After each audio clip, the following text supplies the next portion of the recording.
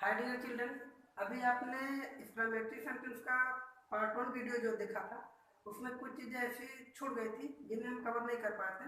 तो देन अब हम इस वीडियो में उसे कवर कर लेंगे। तो हम बात कर रहे थे एक्सक्लेमेटरी सेंटेंस की कैरेक्टरिस्टिक की, जो जिसमें से पहली कैरेक्टरिस्टिक ये है कि कुछ एक्सक्लेमेटरी वर्ड्स हैं जिसमें एलास, ब्राव, हुर्रा, फाई फाई जो वाक्य के प्रारंभ में आते हैं, जिससे हमारा कोई भी सेंटेंस एक्सक्लेमेटरी सेंटेंस के रूप में कन्वर्ट हो जाता है।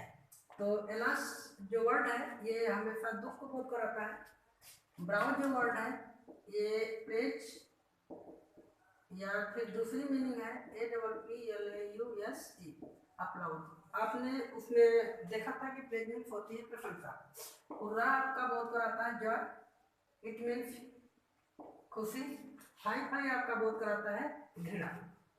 तो आपने देखा कि अगर ये किसी भी सेंटेंस में अगर इन वर्डों का प्रयोग कर दिया जाए तो then the sentence will be converted into an exclamatory sentence। वो कन्वर्ट हो जाएगा। Suppose here are given several examples. Suppose अभी इतना सेंटेंस जैसे हम रब कर दे रहे हैं,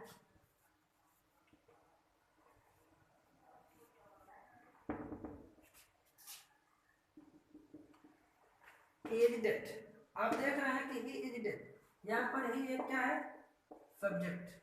और सब्जेक्ट हमेशा हमारा कोई ना कोई नाउन होता है या फिर नाउन का कोई ना कोई वर्ड इक्विवेलेंट वर्ड होता है।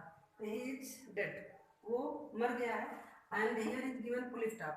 अर्थात ये कैरेक्टरिस्टिक अगर आप ऑब्जर्व करेंगे तो ये असर्टिव सेंटेंस से मैच करती है, क्योंकि अगर सेंटेंस के फाइनली अंत में in the end of the sentence अगर फुल स्टॉप देखने को मिल जाए और बिगिनिंग उसकी सब्जेक्ट से हो तो सेंटेंस हमारा होता है असर्टिव। ये भी सेंटेंस उसी तरीके से लिखा है। ये आपकी हेल्पिंग वर्ब है, ये आपका सब्जेक्ट है और ये आपका क्या है, फुल स्टॉप। ये भी आपका असर्टिव सेंटेंस ही है। We have won the match, हम लोगों ने मैच को जीत लिया है।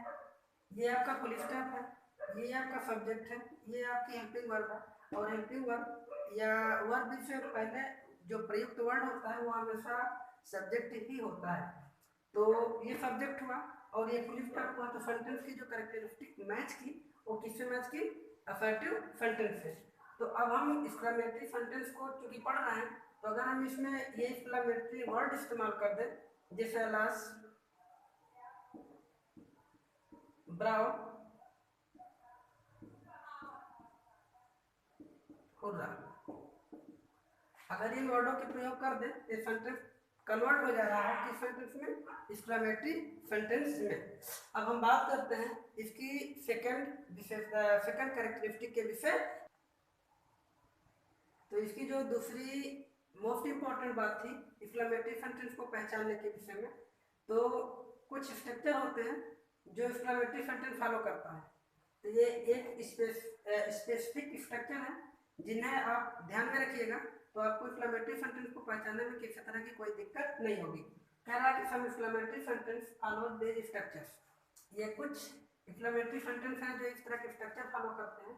First you have to write how, then after word adjective and then subject. अर्थात सबसे पहले आप हाउ लिखेंगे, फिर एडजेक्टिव लिखेंगे, फिर आप क्या लिखेंगे, सब्जेक्ट। और आफ्टर दैट जो कुछ लिखी जाती है जैसे वर्ब लिखी जाती है, कंप्लीमेंट लिखे जाते हैं, वो सब हम लिखेंगे। For example how beautiful she is, या दूसरा example how smart you are. आपने देखा कि सेंटेंस कह रहा है कि हाउ ब्यूटीफुल शी इज, वो कितनी सुंदर है। हियर हाउ वर्ड, ये आपका एडजेक्टिव, ये आपका एडजेक्टिव, ये आपका यही वर्ड है। ठीक, ये आपका एग्जाम्पल है। दूसरा व्हाट ए अथवा एन, और देन आफ्टर आप लिखेंगे क्या, noun. For example what an idea, या एक बहुत ही फेमिलियर एग्जाम्पल है what a joke. Dear children, do you know this statement is derived from the statement, या from where this statement is derived? ये sentence लिया कहाँ गया, लिया कहाँ से गया है। व्हाट अ जोक, ये एक फिल्म का डायलॉग है उसमें से सेंटेंस लिया गया है। तो आप देख रहे हैं कि वाट ए सॉरी एंड ए, और आफ्टर दैट आपका क्या है, नाउन है। और जो थर्ड स्ट्रक्चर फॉलो करेगा ये वर्ड वही रहेगा, इसमें आ जाएगा क्या, एक दूसरा एडजेक्टिव। इसका एग्जांपल हम यहाँ पर लिख दे रहे हैं, जैसे कि what a lazy boy you,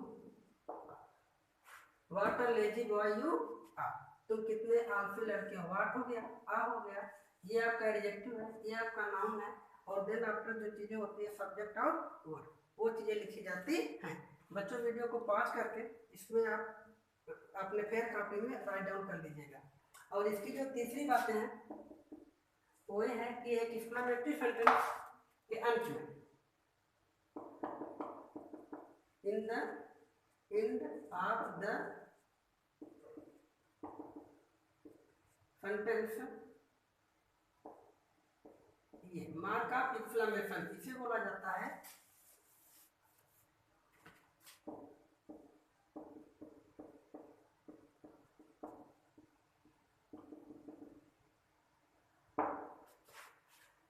in the end of the sentence mark of exclamation is used। Sentence के अंत में एक्सक्लेमेशन का मार्क जो इस टाइप से बनता है इसका प्रयोग किया जाता है।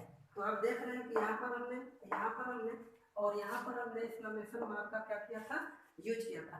अब आपने पिछला स्ट्रक्चर अगर आपको देखा होगा तो एक्सक्लेमेटरी वर्ड के बाद एक्सक्लेमेशन मार्क लगाया जाता है, जैसे अलास लिखे और रा लिखे, हमने एक्सक्लेमेशन मार्क यूज किया।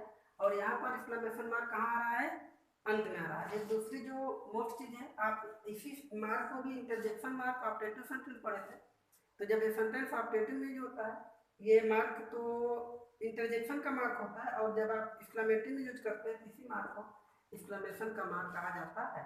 तो बच्चों उम्मीद करते हैं कि ये वीडियो आपको पसंद आया होगा। Thank you. कितना हुआ?